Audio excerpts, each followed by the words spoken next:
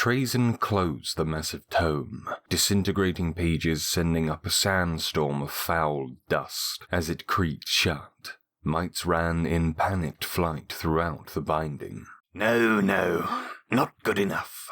Must go earlier, I think.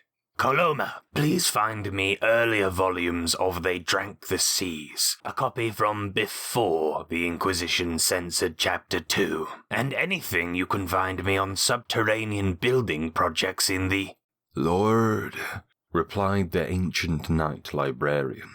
He stooped, spine bent from decades of pushing carts and shelving great tomes. Yes, librarian? I'm sorry to say, but this will be my last night with you.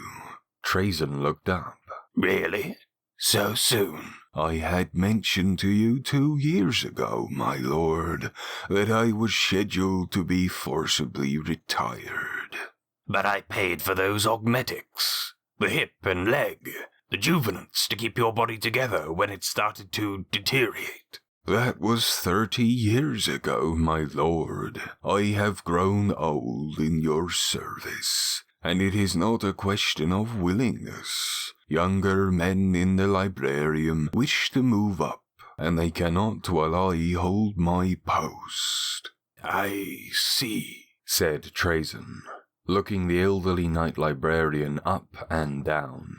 He had not noticed in his deep focus, but he saw the truth of it. Coloma's skin was parchment thin, his gait unbalanced as his one fleshy leg had withered due to the strength of its metal mate. He wore a backbone brace laced over his yellow robes, brown eyes misted with cataracts. The right one so thick it was like the pupil peered through a sheet of vellum, regarded him with pained regret. How old had he been when Trazyn first brought him into service?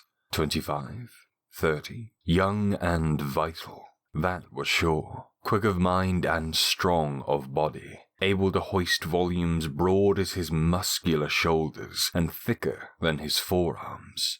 Well, said Trazyn. You had better sit then. Coloma sat slowly.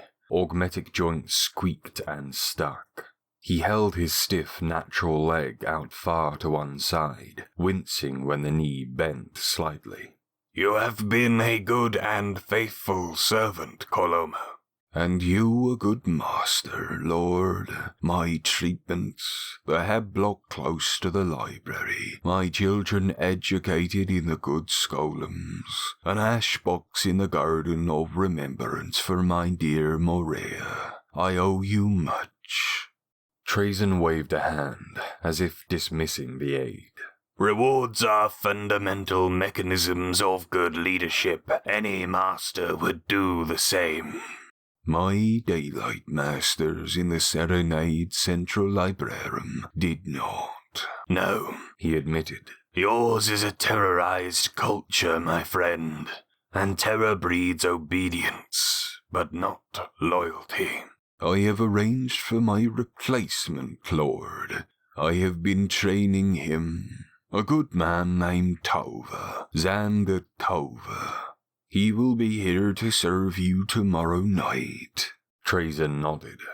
You have given him the amulet? I have, Coloma confirmed. The mind shackle scarabs will have implanted themselves already. I saw it in his eyes during the shift change this evening. And you trained him personally? He is my nephew, lord. I have prepared him for his duties.